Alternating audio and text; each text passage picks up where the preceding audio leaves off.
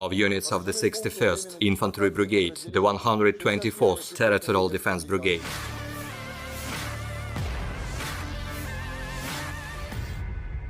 Militer Rusia memperbarui informasi operasi militer khusus dalam 24 jam terakhir. Juru bicara militer Rusia Letnan Jenderal Igor Konashenkov pertanggal 19 Desember melansir pertempuran terjadi di arah Donetsk. Pasukan Rusia terus bergerak maju membebaskan wilayah Donetsk. Tembakan artileri menggagalkan upaya musuh mengintai posisi Rusia menuju Sevornoye, Novgorodskoye, Vodianoye, Leninskoye, dan Nevelskoye, Republik Rakyat Donetsk. Lebih dari 130 prajurit Ukraina, 2 tank, 3 kendaraan tempur lapis baja, dan 3 kendaraan bermotor dimusnahkan di wilayah ini dalam 24 jam terakhir. Igor Konashenkov merilis secara total, 344 pesawat terbang dan 184 helikopter, 2.684 kendaraan udara tak berawak angkatan bersenjata Ukraina dinetralkan. Termasuk 398 sistem rudal pertahanan udara, 7.159 tank dan kendaraan tempur lapis baja lainnya, 931 kendaraan tempur yang dilengkapi dengan MLRS. Juga 3.691 meriam dan mortir artileri Medan, serta 7.664 unit khusus perangkat keras militer dihancurkan selama operasi militer khusus. Dari kubu Kiev, Kementerian Pertahanan Ukraina melansir 520 prajurit Rusia dinetralkan dalam 24 jam terakhir. Termasuk 6 kendaraan lapis baja, 8 drone. Secara total 98.800 prajurit Federasi Rusia meninggal sejak awal konflik.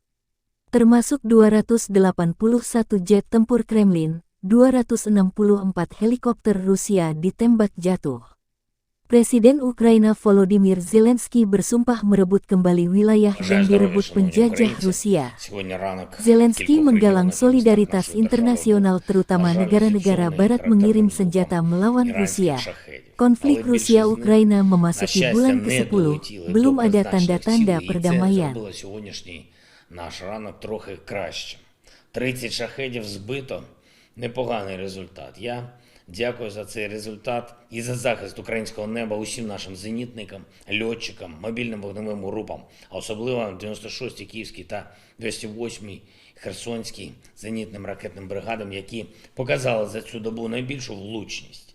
Ці шахеди, які були використані Росією з нової партії дронів. Ось такий терористичний інтернаціонал двох режимів допомагають воювати проти людей.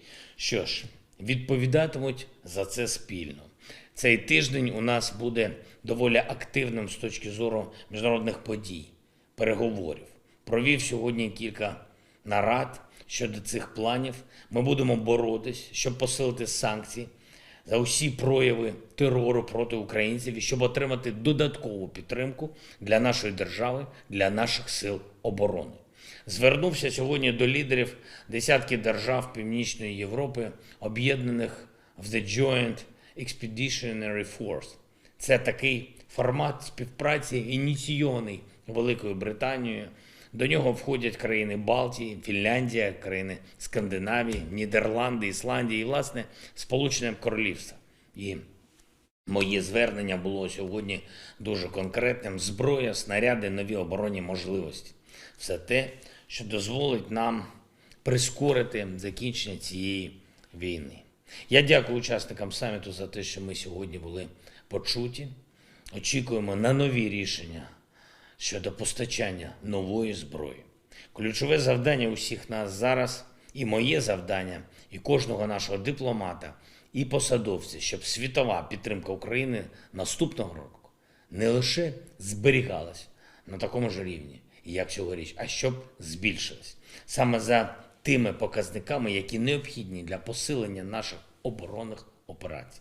Це артилерія, треба більше гармат, снарядів, це сучасні танки, які поки що не постачаються в Україну. Це більш далекобійні системи залпового вогню, сучасна і дійсно ефективна ППО. Будь ласка, якщо ваша думка звучить в засобах масової інформації, якщо ви підтримуєте державу в експортному полі, ви теж можете допомогти отримати все, чого потребують наші сили оборони. Головне – говорити від України єдиним голосом і захищати наш спільний інтерес. Все для перемоги України, все для допомоги нашому захисту. Бахмут залишається найгарячішою точкою на всій лінії фронту. Понад 1300 кілометрів активних бойових дій. Ще з травня окупанти намагаються зламати наш Бахмут. Але час йде, і Бахмут ламає вже не тільки російську армію, а й російських найманців, які прийшли на заміну втрачених армій окупантів. Лише вдумайтеся у це. Росія вже втратила в Україні майже 99 тисяч своїх солдатів. Днями буде 100 тисяч втрат окупантів. Заради чого? Відповіді на це запитання ні у кого в Москві немає і не буде. Вони ведуть війну і витрачають життя людей і інших людей, не своїх близьких, не свої власні життя, а інших. І лише тому, що якась там купка в Кремлі не вміє визнавати помилок і страшенно боїться реальності. Але реальність говорить сама за себе. Я дякую всім нашим бійцям, які героїчно тримають Бахмутський напрямок, Солидар, Авдіївку, Мар'їнку, Кременський напрямок та увесь Донбас, регіон, який до приходу Росії був одним із найсильніших в Україні, який Росія руйнує просто до випаленої землі. Навіть така жорстокість ворогу нічого не дасть. Сьогодні більше ніж вчора споживачів відключено від електрики через влучання кількох дронів вранці. Але ремонтники, які завжди працюють дуже активно, цілодобово, намагаються якнайшвидше відновити подачу енергії, принаймні на тому рівні, який може забезпечити генерація. Це буде зроблено. Ще одне особливо важливе. Сьогодні День Святого Миколая. Традиційний день, коли ми всі бажаємо миру і тепла, надійного захисту і перемоги. Я вірю, що Миколай дослухається. Сьогодні якраз на Миколая стартував проєкт Укрзалізниці та ЮНІСЕФ. Спільний проєкт, який може принести свято українським дітям, тим, хто живе поруч з лінією фронту та в деокупованих районах.